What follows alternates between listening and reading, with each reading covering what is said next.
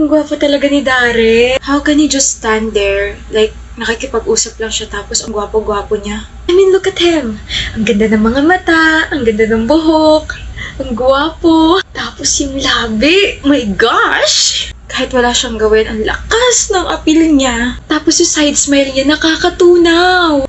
Sampalin mo nga ako, feeling ko hindi siya totoo eh. Oo eh. Ako nga, sabunutan mo ako kasi feeling ko ako yung tinitignan niya eh. Kahit sobrang sungit niya, okay lang. Kahit sungitan niya pa ako buong araw, crush ko pa rin siya. Huwag mo nga akong agawan. Lo, share na lang tayo. Gusto ko yan. Kaso may girlfriend na yan. Eh di makihati rin siya. Sira ulo ka talaga. Pero seryoso, may girlfriend na yan si Daryl. Saan mo naman napulit yung balitang yan? Marami akong connections. Sino? Ano sino? Sino yung girlfriend niya? Gusto ko i-judge. Feeling ko walang babagay kay Daryl. Ako lang? Diyos, sirang pala ka to. Baka ikaw girlfriend niya, inaasar mo lang ako. Kahit gustuhin ko, hindi ako pasok sa standards ni Daryl. Nga ako kinakausap eh. Maging kami pa kaya. Siguro pangit yung girlfriend niya. Kapag nakita ko siya, as in, i-judge ko siya harap-harapan. Yung tipong mabait lang, no? Ano ba pangalan niya? Zoe yata. Zoe? Bantot naman. May picture ka ba niya? I-judge natin. Yan, hanapin niyo photo. Nandito na ako. I-judge niyo na ako. Ganda. Ano sabi mo? Diba i-judge niyo yung girlfriend ni Daryl? O, eto na. I-judge niyo na ako. Si Ante, ang ganda pero nakikisali. Akala ko ba? Sabihin mo na lang kung crush mo si Daryl, isasama ka namin sa Daryl-natics. Ano? Daryl-natics? Oo, ako yung president, tapos siya naman yung vice president. Talaga? Eh di ako na lang yung muse, tapos si Daryl yung escort. Si Ante ay maganda pero malakas yung tama. Wait for your turn. May girlfriend yung tao. Pag nag-break sila ng girlfriend niya, ako na yung next. Tapos siya naman, tapos ikaw, okay? Wait for your turn. Ganun din, babalikan niya rin yung ex niya. Alam mo, masungit yan pero lumingon siya rito. Ako yung tinignan niya. Si Ante ay nababaliw na. Nababaliw sa kanya. Shh! Hi, Daryl! Hi, Daryl. Zoe. Bakit? Zoe? Zoe? Ha? Di mo i-greet boyfriend mo? Hi, love. Pwede ka ba maging escort sa Daryl-natics? Ano yun? Anyway, basta ikaw miss ko. Tara, love, kain tayo. Susunod ako. You heard him. Ang girlfriend ang magiging muse. I'm Zoe, by the way. Nice to meet you, girls. I hope we can bond next time. Pag-usapan lang natin kung gaano kagwapo yung boyfriend ko. See ya! Okay po. Walang nangyaring ganito today. Next time sa chat na lang tayo mag-usap tungkol sa mga crush natin, ha? I agree.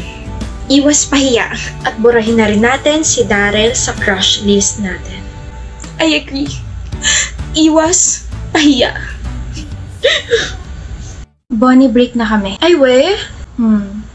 Feeling ko the more na tumatagal yung relasyon namin, the more na lumulubog ako. Sana kasi ginrupong mo yung sarili mo into to, Danica. Tsaka simula na nagkahiwalay kami ng block, naramdaman ko na. Naramdaman mo na naiiwan ka niya. Oo. E di sana binilisan mo maglakad. Buisit siya, hindi niya na pala nakikita yung halaga mo. Lagyan na kaya kita ng price tag.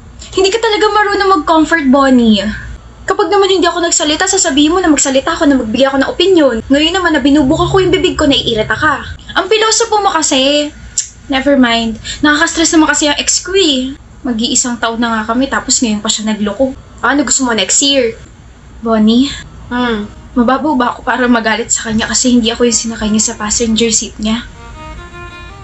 Yung ka-blockmate niyang babae yung pinaupo niya ron. Tapos pinagbuksan niya pa ng pinto nung hinatid namin si ate girl. Himik mo yata, babe. Wow, babe na yung tawag mo sa akin. Kanina nung kasama natin yung blockmate mo, uy lang yung tawag mo sa akin na. Ano, di ka na nahihiya? Ano pinagsasabi mo dyan? Parang hangin nga lang ako kanina sa kotse. Hindi niyo man lang ako pinapansin. Tapos enjoy na enjoy ka pang kausap siya. Hindi ka naman kasi makaka-relate sa amin. Bakit mo siya pinaupo sa passenger seat mo? Ako nga na girlfriend mo, never mo pinapaupo ron. Tapos ano yung sabi niya kanina? Oh my gosh, third time ko na makasakay dito sa kotse mo. It's so comfortable. Ano yun? Babe, she's the guest. Kailangan niya maramdaman na special siya. So, hindi ako special para sa'yo. You're a different case. Kaya rin pala pinagbuksan mo siya ng pinto kanina. Ano ba, Danica? Different case din ba yung nasa lunch date tayo tapos bigla mo siyang pinaupo tapos kayo na yung nagkwentuhan? This is nonsense. You like her, Lauren. May gusto ka sa blockmate mo. Gusto ko siya. Okay na? Tira, ulong Loren. Ayun, yun yung nangyari. Alam mo kasi, Danica, minsan yung mga maliliit na bagay pa yung mas nakakasakit ng damdamin natin. Yung mga ginagawa ng mga partners natin sa ibang tao, yun pa yung gusto natin gawin nila sa atin. Pagbuksan tayo ng pinto, offeran tayo ng jacket kasi nilalamig tayo, i-update tayo sa mga bagay na ginagawa nila, kwentuhan tayo ng mga random na bagay. Alam mo, lahat yan never niyang ginawa sa akin. Lahat yan ginawa niya sa ka-blockmate niya. Alam mong ayokong umiiyak ka sa harap ko kasi naiiyak din ako, pero pagbibigyan kita ngayon, Danica. Sige lang. Iiyak mo lang hanggang sa wala nang lumabas na luha. Ilabas mo lahat ng hinanakit mo. This will be a long process, pero sinisiguro ko sa'yo, everything will be okay. Gigising ka na lang one day, hindi na masakit. Di mo na siya iniisip, di mo na siya kailangan, di mo na siya miss, hindi mo na siya mahal. Nawala ka ng pakialam sa mga bagay na konektado sa kanya. Take your time to process everything. Hindi mo kailangan mag-guilty kasi nag-break kayong dalawa. Hindi mo kailangan sisihin niya sarili mo kasi nagloko siya. No. Wala kang kasalanan, Danica, okay? Wala kang kasalanan.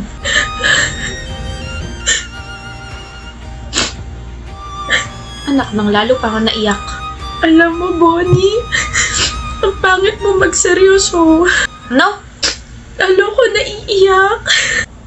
Just my 2 cents, pero sa sobrang dami ko sinabi, parang deserve ko ng 500. Wait lang. Joke lang, huy. Niloko ka na nga, papaloko ka pa sa akin. Ito na lang tandaan mo. Bestie, kapag kaya mo ng sumugal, tawagan mo ako, okay? Bakit? Para makapaglaro tayo ng pusoy. Bonnie! Oh, joke lang, joke lang. Unggoy-ungguyan na lang. Faith, kakain ka na ba? Sino kasabay mo? Yung mga friends ko na tiga-ibang course. Bakit? Pwede ba sumabay? Dali na. Kasi Nari. Bakit? Bawal? I'm actually okay with you joining us, pero kasi I have to ask my friends first if okay sa kanila. Tama, huwag naman. Hi, Faith! Hi, Nari. Sorry kahapon. Uy, no, it's okay. Hindi ka galit? Hindi, ano ka ba? Sige. Faith? Bilang pambawi sa pag-reject mo sa akin kahapon, ilibre mo naman ako. Bakit? Kasi diba hindi niyo ako sinama sa lunch niyo kahapon? Nakakatampo. Ilibre mo na lang ako. Hindi ka galit pero nagtatampo ka. Sabi ko naman sa'yo, diba, I have to ask my friends permission muna. Ayaw mo ako ilibre? Di naman sa ayaw, pero kasi I don't think we're close enough para ilibre kita. So ililibre mo lang isang tao kapag ka-close mo na. Hindi mo nga ako sinama kahapon. Ako na ngayon lumalapit para makipag-close sa'yo, tapos ngayon sasabihin mo, I'm sorry. Ewan ko sa'yo, choosing.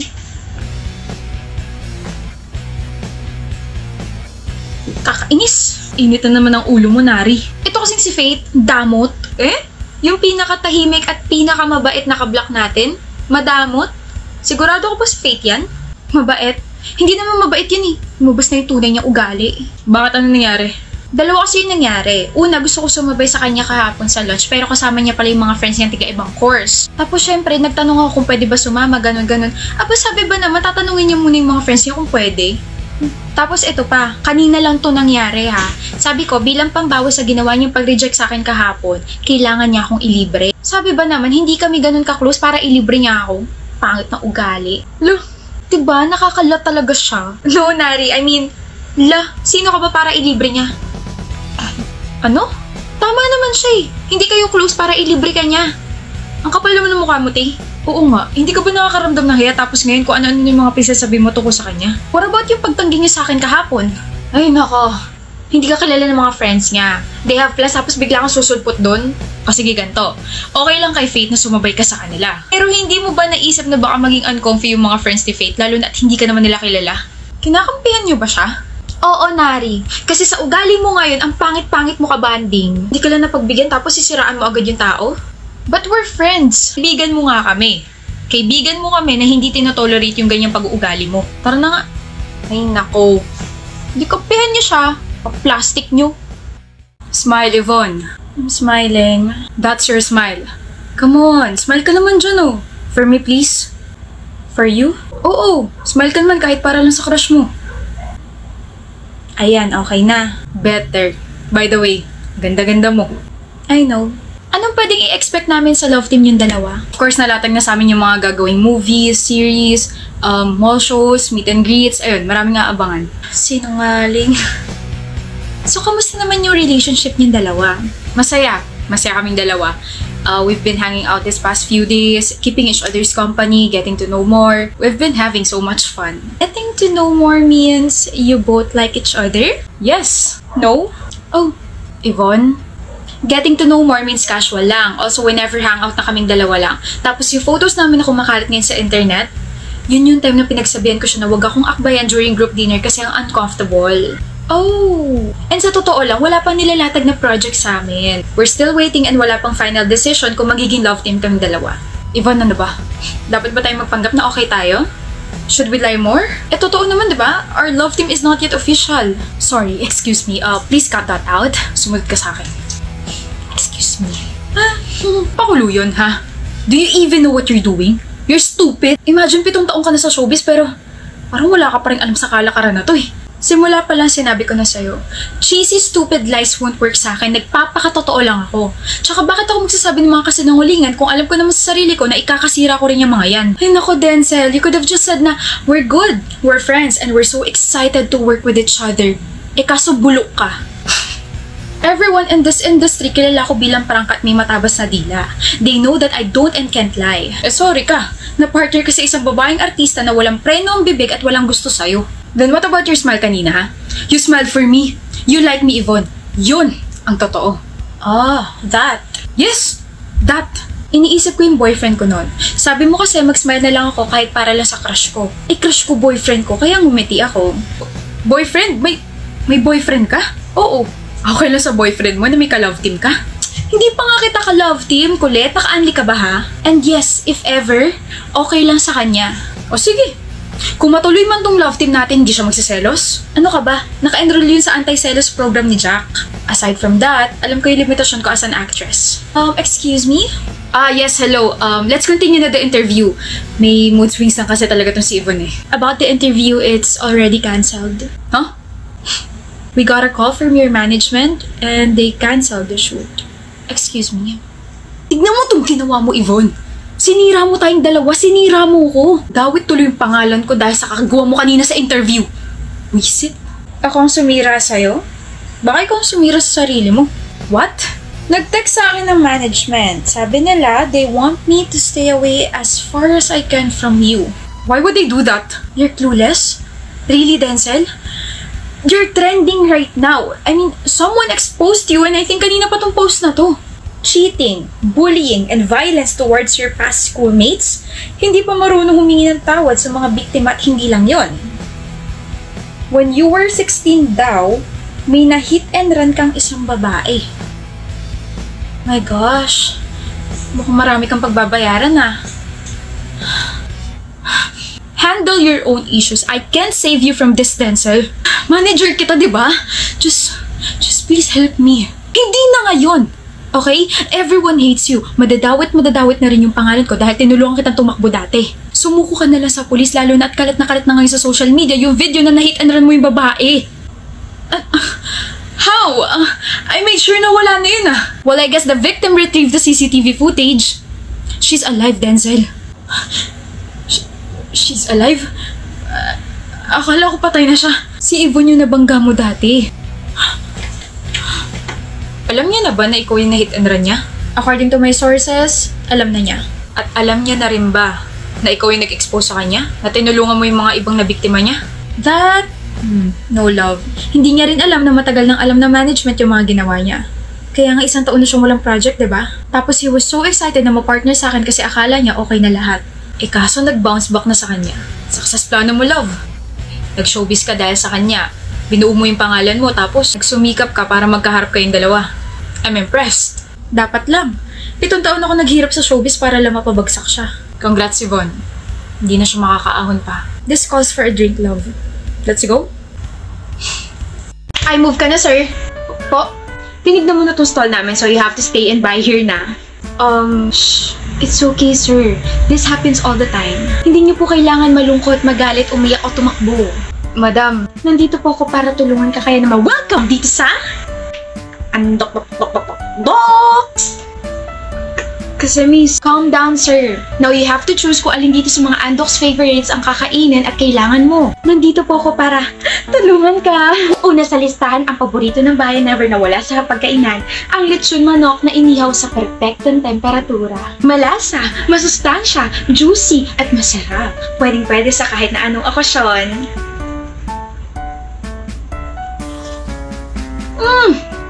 Baka, diba?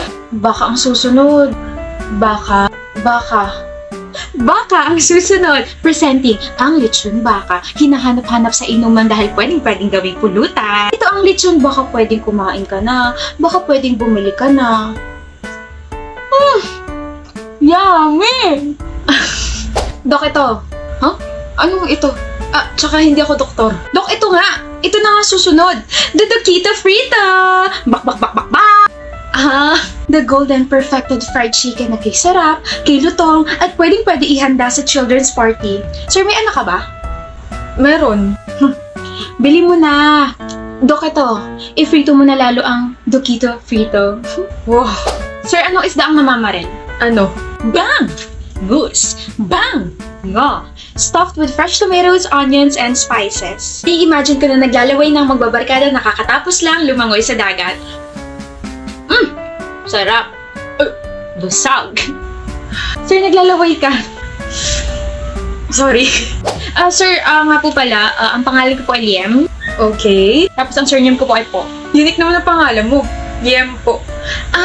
Liempo!